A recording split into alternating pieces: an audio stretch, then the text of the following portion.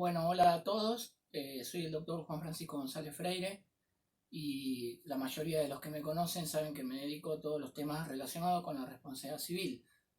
Razón por la cual, ante este caso trágico que estamos viviendo a nivel mundial relacionado con la pandemia, con el COVID-19, coronavirus, qué mejor que hacer un breve análisis de aquellos supuestos que generan responsabilidad civil en relación principalmente a los decretos que hoy conocemos, que es el decreto 260 y el 297 del 2020.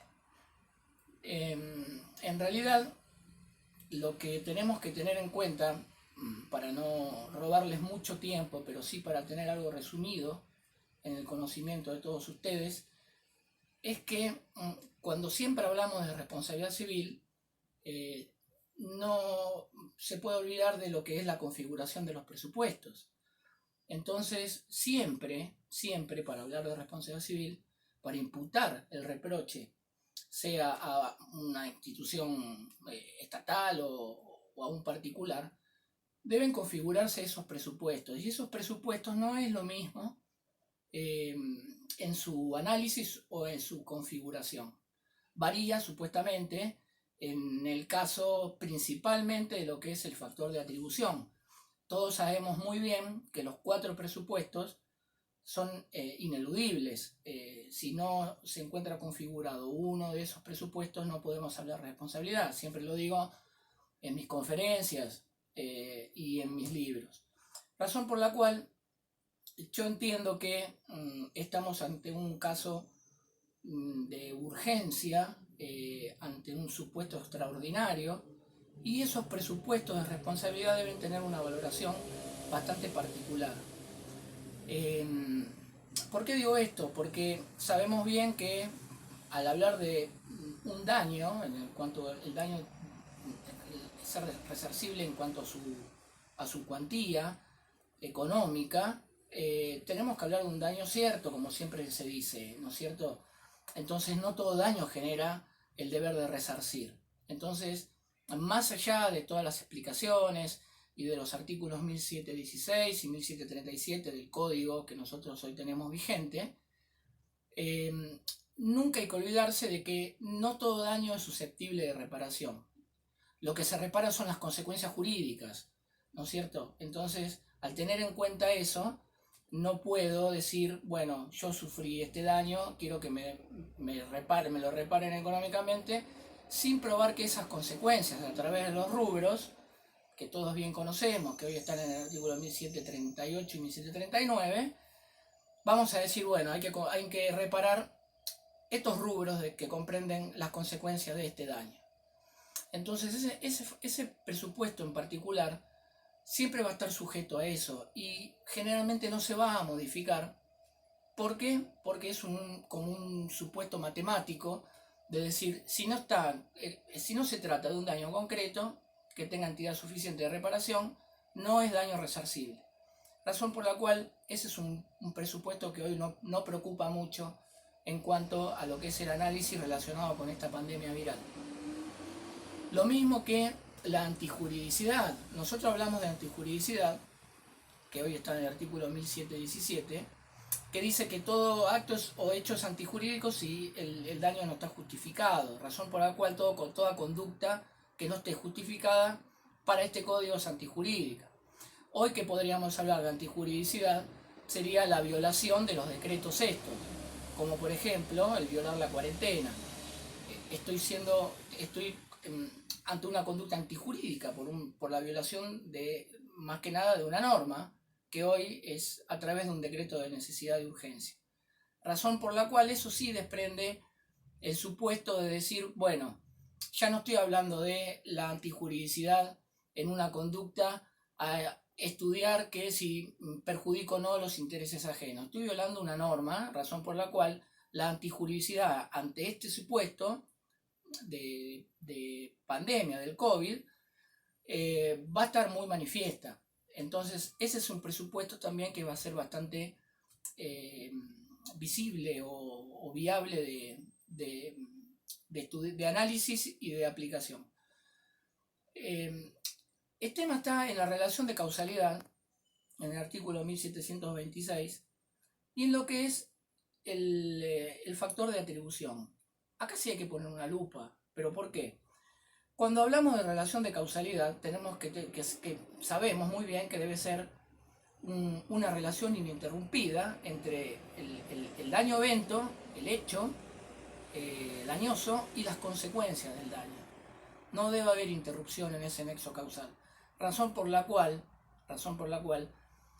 cuando hablamos de se genera un daño en un tercero, ¿por qué? Porque no tomé los recaudos necesarios o violé la cuarentena.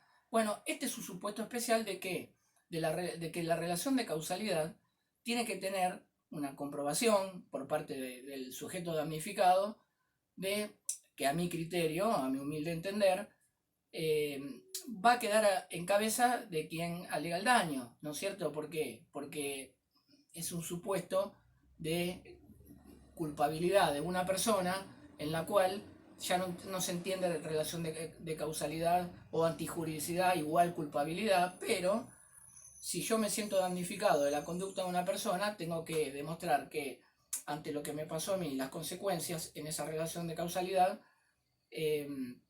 voy a poder demostrar que lo que quiero que me resarzan surge de ese evento dañoso. Pero a su vez, también tengo que demostrar que el sujeto por la cual yo me atribuyo el derecho de una indemnización no tomó la previsibilidad suficiente y razón por la cual, producto de la conducta de esa persona, yo terminé con el virus encima. ¿Se entiende? O sea, más allá de tener por probado de alguna manera la necesidad de que del evento este surgieron determinadas consecuencias de manera interrumpida, también voy a tener que demostrar en este sentido de que la previsibilidad del sujeto dañador no fue tomada o no fue tenida en cuenta para que se consagre el reproche. ¿Se entiende? O sea, yo puedo estar con cualquier persona y tengo que imputar ese daño a una persona, razón por la cual no es fácil de demostrar de que fulano de tal, al estar enfermo, me contagió, cuando pudo haber estado tranquilamente con otra persona que lo hizo y no fue esa determinada persona. Entonces, este es un supuesto especial de relación de causalidad en esa persona hacia lo que es el contagio del virus. Y lo que tienen que tener en cuenta también es que uno de los presupuestos esenciales, y esto sí lo quiero resaltar bastante, porque a veces son muchas las voces que se alzan con respecto al tema y no hay un estudio pormenorizado de cómo tiene que ser este presupuesto en especial, que es el factor de atribución. Cuando hablamos de daño, cuando hablamos de reparación de consecuencias, cuando hablamos de lo que enrostra los artículos 1716 y 1737, obviamente que es imputable tanto al Estado como a los particulares, razón por la cual, si bien se sabe que la responsabilidad del Estado es directa y objetiva, en este caso particular, tratándose de hechos absolutamente extraordinarios, porque lo que hoy vivimos no es un hecho ordinario, en la cual cualquier función pública lo tendría que haber previsto o podría haber sabido que iba a ocurrir, razón por la cual, a mi entender, en este supuesto especial de factor de atribución, tendríamos que hablar, cuando hablamos de imputabilidad al funcionario público, al Estado, en este caso nacional, supongamos, tenemos que hablar de un hecho culposo grave. No puedo yo tratar de imputarle a cualquier entidad o a cualquier funcionario una culpa. Sabemos que cuando hablamos de factor de atribución culposo o doloso, hablamos del artículo 1721 y 1724 del Código. Pero ¿qué pasa? También está el artículo 1725, que en el primer párrafo continúa de alguna manera lo sostenido por el anterior Código de Vélez, del 902 del Código Civil, que es a mayor conocimiento, mayor son las consecuencias que se desprenden del deber de previsión, deber y cuidado, ¿no? Entonces, no es lo mismo exigirle algo a una persona común que a un profesional. Pero en este caso particular, tratándose de un supuesto extraordinario, a mi entender la culpa atribuible a un funcionario público debería ser sustentada en una culpa calificada, una culpa gravosa. Si bien, siguiendo la línea del doctor Horacio Alterini, en donde la culpa es una, no hay distintos niveles de culpabilidad, pero ante un supuesto especial como este, yo no puedo hablar de negligencia, imprudencia o impericia común, porque el hecho no es común. Entonces se va a tener en cuenta específicamente aquellos supuestos en la cual se omitió o se actuó imprudentemente de manera calificada, ¿no es cierto? O sea, la finalidad, ¿cuál es? La protección de la salud y la vida de los administrados, del particular, razón por la cual debería demostrarse, acreditarse, que esa omisión o esa imprudencia por parte de la impericia funcional estatal sea de alguna manera calificada o gravosa, ¿se entiende? No hay precedentes en esto en donde uno diga debería haber actuado de esta manera.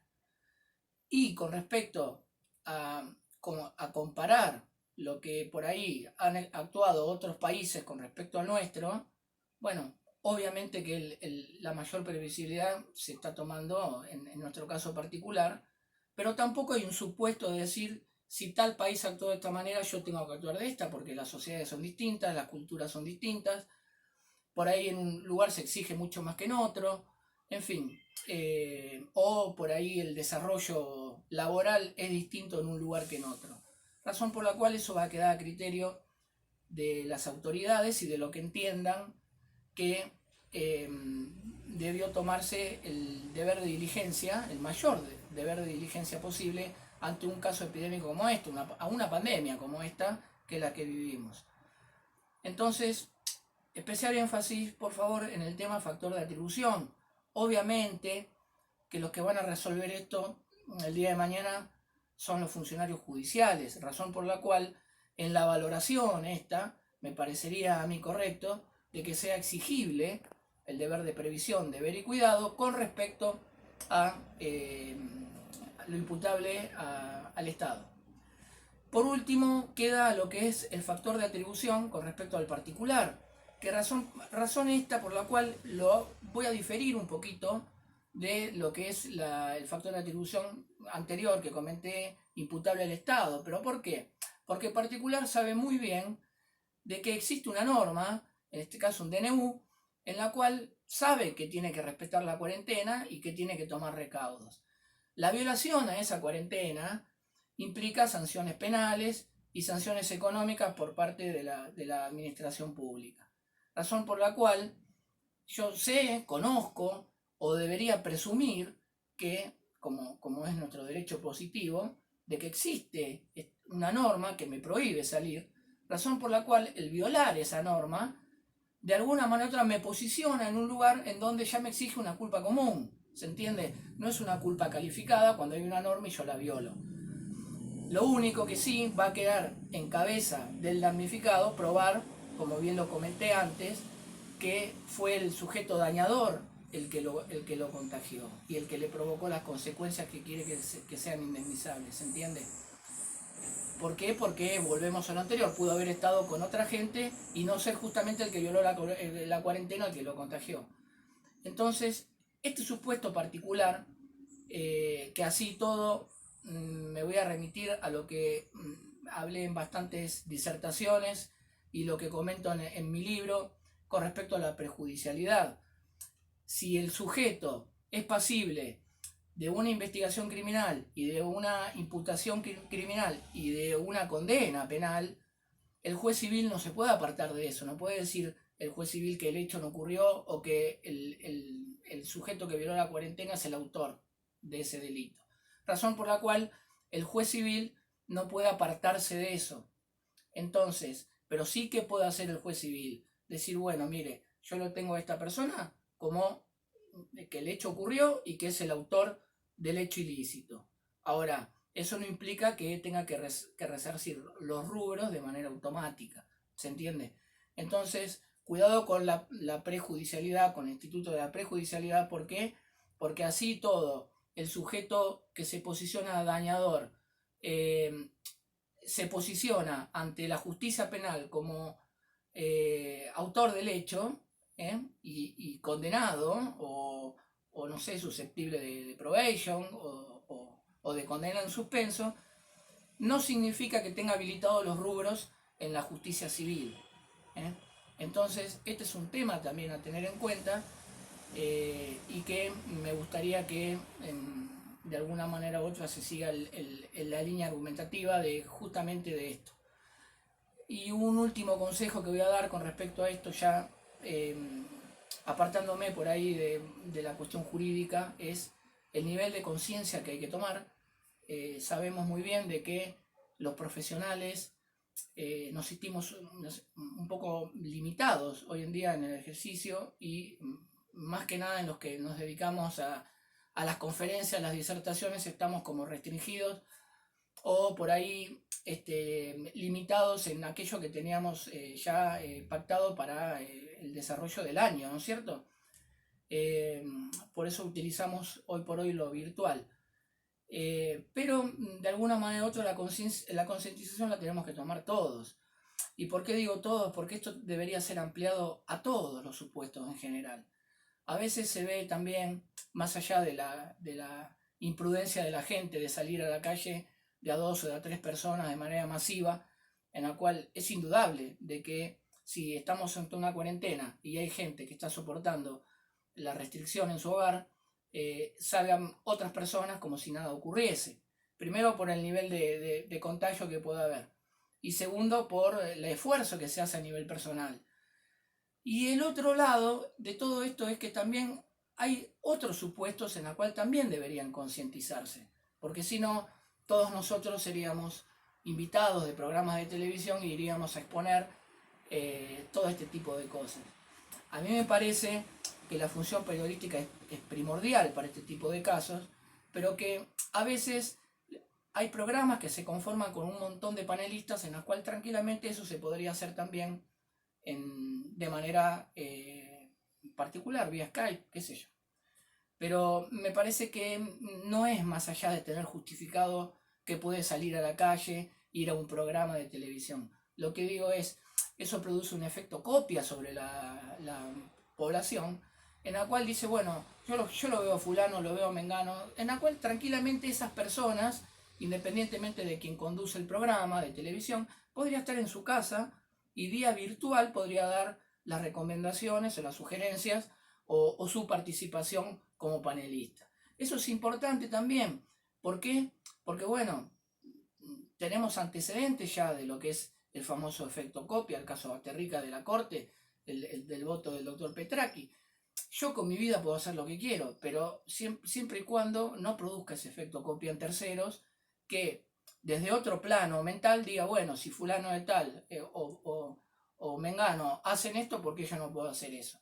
Equivocadamente, sí, pero no tenemos a veces una preparación a nivel sociedad, máximo Argentina, que no viene de pandemias anteriores o de guerras como la Primera o la Segunda Guerra Mundial, en donde hay sociedades que se encuentran de alguna manera preparadas, más allá de los países que subestimaron el virus. Razón por la cual lo que considero es que el esfuerzo lo hagamos entre todos, de manera concientizada, y que a veces no todo pasa por recibir una ayuda económica a fin de mes, porque sabemos muy bien que por ahí las ayudas son insuficientes. Ayudan, pero son insuficientes. Me parece que la mejor medida que podemos tomar es el respeto a la cuarentena y de esa manera darle batalla a esta pandemia que se está llevando muchas vidas a nivel mundial. Espero que les haya servido este tiempo que les robo a través del presente video, y, y que bueno, pongamos el mayor esfuerzo entre todos para poder salir adelante. Gracias.